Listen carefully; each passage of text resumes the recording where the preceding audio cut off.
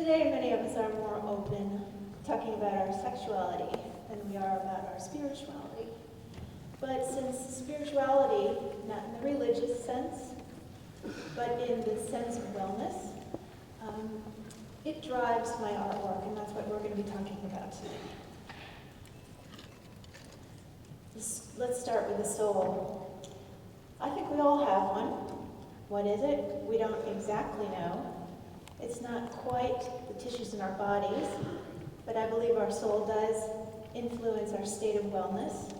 It's not quite the thoughts in our brain, but it is a noble presence behind all the thought and the chatter in our brains. It's our silent partner from the time that we're born, maybe earlier, to the time that we die, maybe later.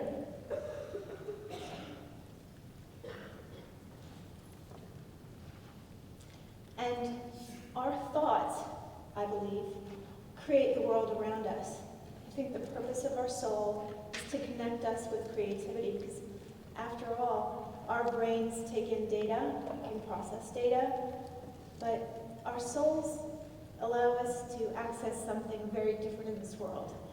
And what we think, we actually create. I believe that. And so it's important. It really matters what we create.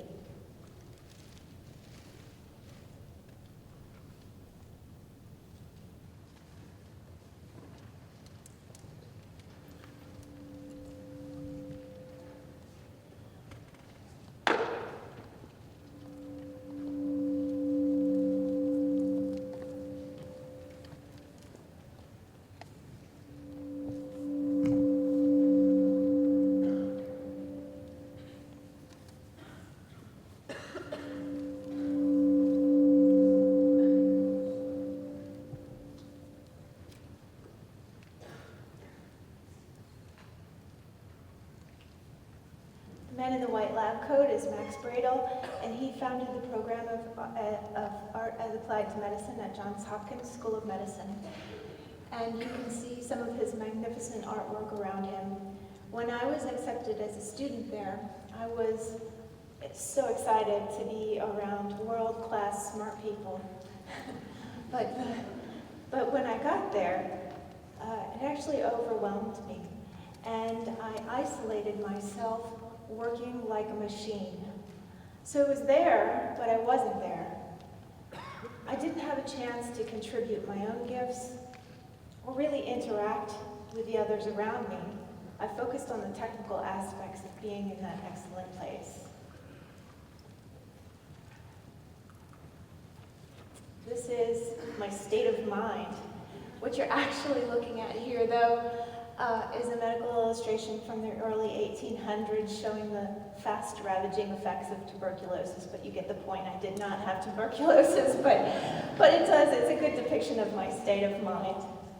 Hunkering down and doing nothing but work will do that to you. Fast forward 5, 10, 15 years, and I have a company of my own. It's called Art for Law and Medicine. I create images like this. They're used in the courtroom. They help the jury understand what's happened to a person after they've been in an accident. If you're looking at this fellow and you're a member of the jury, you might not exactly believe him if his attorney told you that he had some serious brain injuries.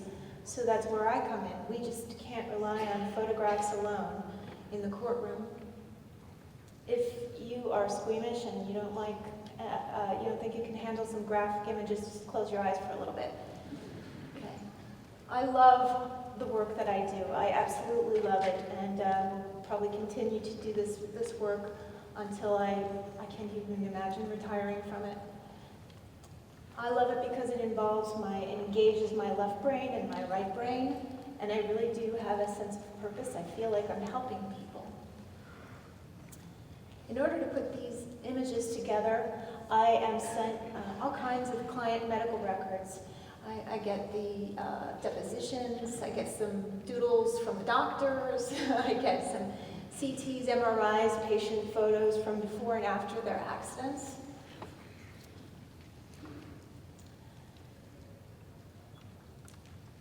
That is to say, all of this is driven by fact, and it must be accurate. But there's another piece of this beyond the clinical, and that is the constant focus on people's very sad stories. It's sad to think that one moment you're walking back from your job at JCPenney's, and the next minute you're lying on the floor of the parking garage and you've been pistol whipped for a purse you would have given up if only they'd asked.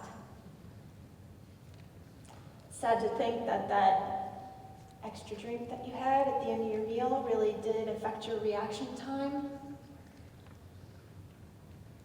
And it's really sad when insult is added to injury in life. And in the case of this child, that is a halo device on his head. And the purpose of that halo device is to keep your head straight and still in surgery. And in this particular case, a tree limb had fallen on him and he needed emergency surgery. But the neurosurgeon accidentally over-tightened the halo pin, which is supposed to hold the bone, and it caused that massive bleed that you just saw. So that child became paralyzed on one side of his body at the age of 11. It's sad, too, for the surgeon who took a Hippocratic oath and worked really hard and certainly never intended for any of that to happen. So again, I'm a working machine, and this is my state of mind, and I am focused on these sad stories. But I realize that this is a little bit of an imbalance, and so I exercise, I go out, I run marathons, I have my vegetarian diet, I have friends, I think I'm doing all the right things that are necessary for a happy and healthy life. But during one of my all-night work sessions in Miami, that's where I first started my business, the cleaning woman came into my office and she said to me the thing that I really heard, the thing that was evident in my soul but I didn't have the words for. She said to me, "You're wasting your youth." And she shut the door.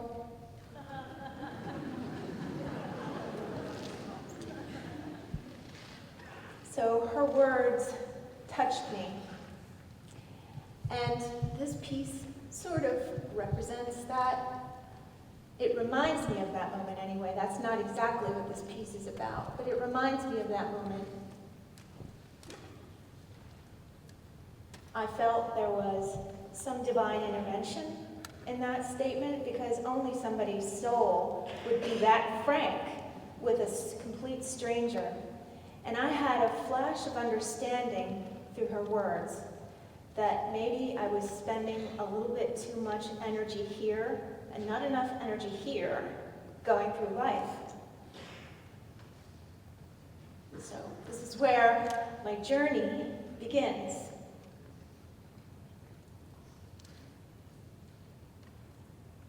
I made some small changes in my life, and these small changes added up. And they also allowed me a little bit of space in my life for art, for making the kinds of art that I also love to do, just mixed media stuff. And it opened up a little bit more space in my life for love. And a friend of mine saw some of the artwork that I was making. She said, "Why don't you shop it around? Why don't you take it to a couple of galleries and see what they say?" And so I put the large pen and ink drawings that I was doing under my arm, and I shopped it around town.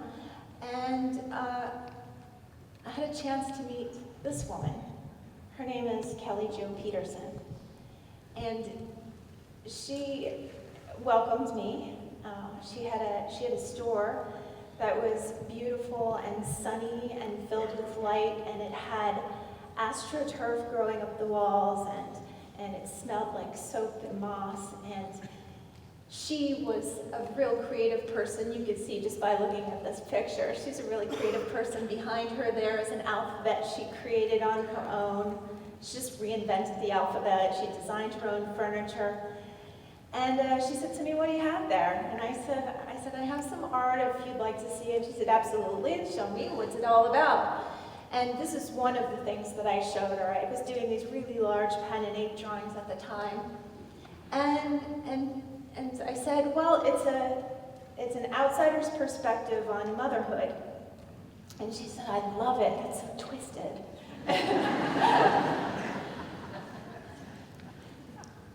And so she, right there on the spot, offered me a chance to do a show, and I did. And the public came. But she was not there on the night of my opening. She died of breast cancer at the age of 41. She died earlier that week.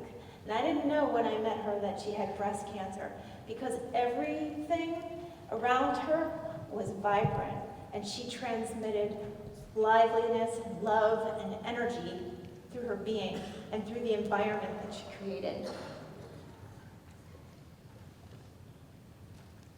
So I didn't know her like her friends or family did. I only knew her for a very short amount of time. But again, she was one of those people that just had a flash I had a flash of understanding, even in that brief time that I knew her. And again, I think it was that she knew how to use her powers of creativity to create these beautiful environments and lift the energy of other people. Coincidentally, I had a case that I was working on which involved a mammogram. And I was so moved by this experience with her that I had to get down on paper this thing that I felt inside, this thing that was now vibrating in me. It wasn't pity, it wasn't fear of being sick, it was awareness. And I tried another one of these intention drawings with an x-ray from a man who had been involved in a motor vehicle accident. Below him you could see the backboard. You see the backboard there?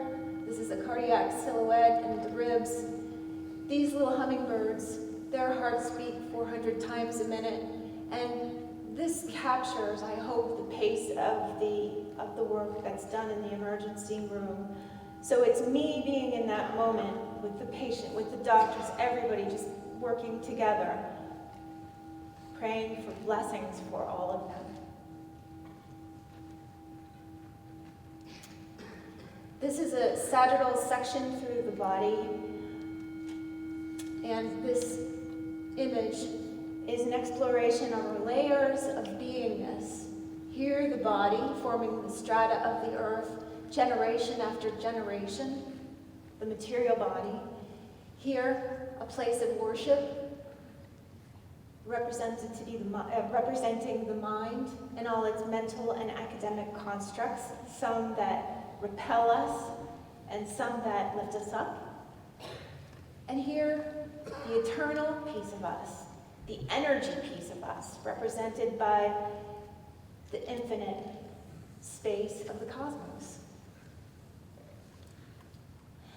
And I began to notice that when I did these kinds of intention drawings, my mind would be able to focus on one thing only. And if I stopped focusing on one thing only, which was my intention, I would stop the work and then return to that intention and return to the work when I refocused. So I believe this was a really great way to get the hands and the eyes and the brain involved in being mindful, which I found to be very hard. Somebody who is working all the time finds it pretty hard to let go.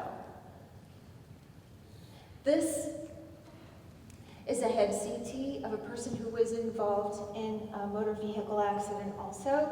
He had post-traumatic stress disorder, and one of the problems that come along with post-traumatic stress disorder is depression. So this one really spoke to me. And I didn't realize it until after I made it that Winston Churchill also said he talked about his depression in terms of black dogs. So here, even though they're sort of sneaky and they can creep up on you at any minute, they can be tamed, they can be domesticated, and you can train them not to tear up your garden or to hurt anyone. And this foot x-ray showing the forward momentum needed in mind, body, and soul in the process of rehabilitation. And there are scientific studies done around the benefits of art making. In this particular one, how art changes your brain, they took a group of senior citizens and they divided them. Some of the senior citizens were making art, and some of the senior citizens were observing art. And researchers used fMRI to study what areas of the brain were affected in a 10-week interval. From the beginning to the end of the 10 weeks, they found increased blood flow to the area of the pitumen and the anterior insular cortex. The pitumen is the area that ties reward to joy, and the anterior insular cortex processes emotion.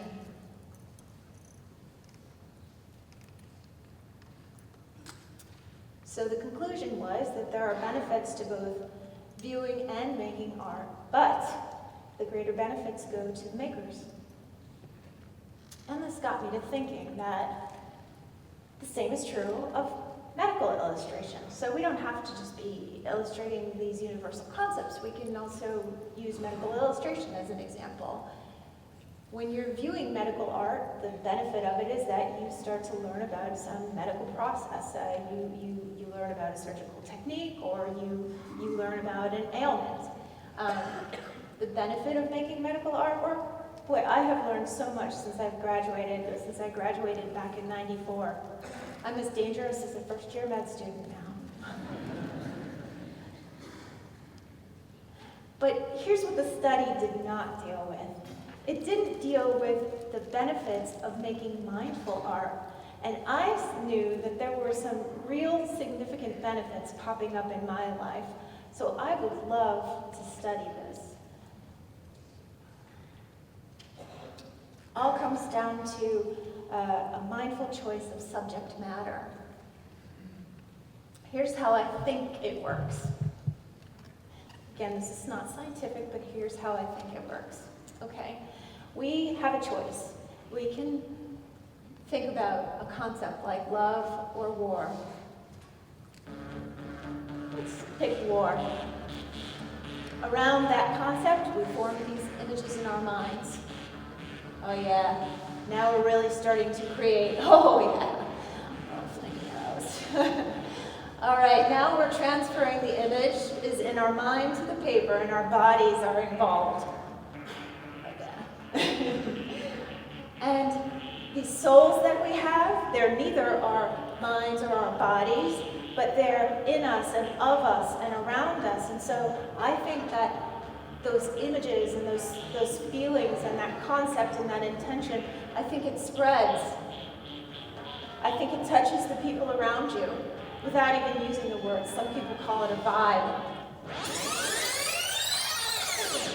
But you have a choice. You have a choice in what you think about and what you make and what you do.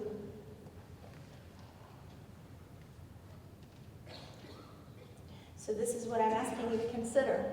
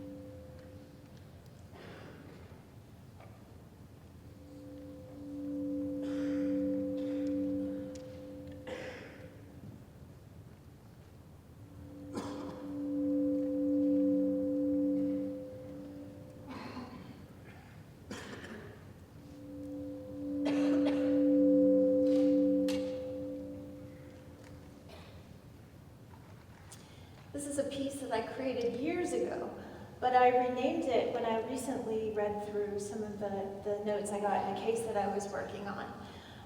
These were notes dictated by an orthopedic surgeon, and he is following up and commenting on the progress of an 83-year-old woman who had some really severe orthopedic trauma. Oh, by the way, you can see the little toes in the shoes. That's the x-ray of the foot.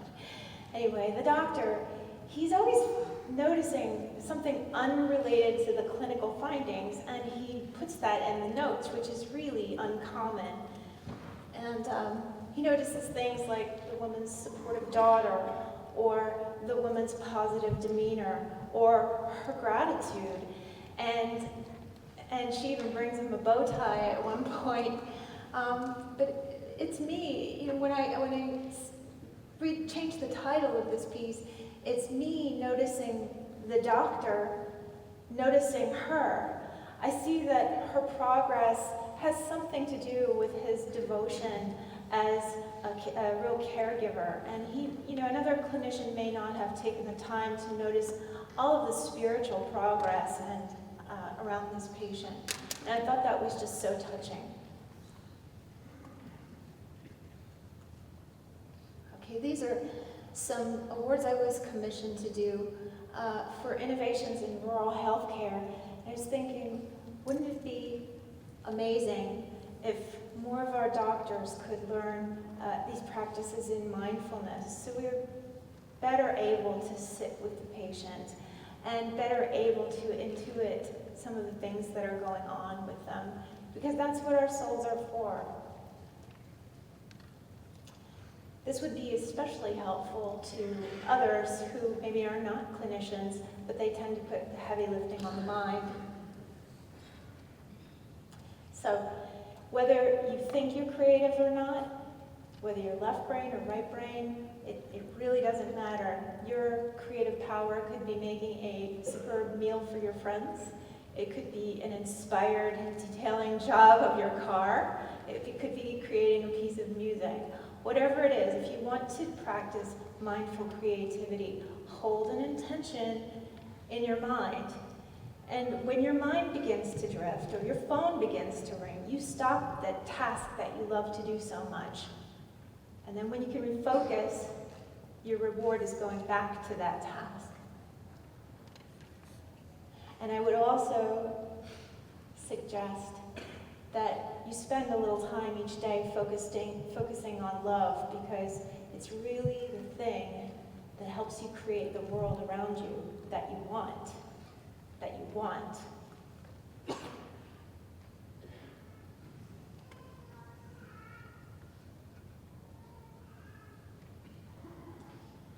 If something in you says yes to more moments of divinity in your life, consider mindful creativity. And here is my gratitude to the friends who helped me with this presentation.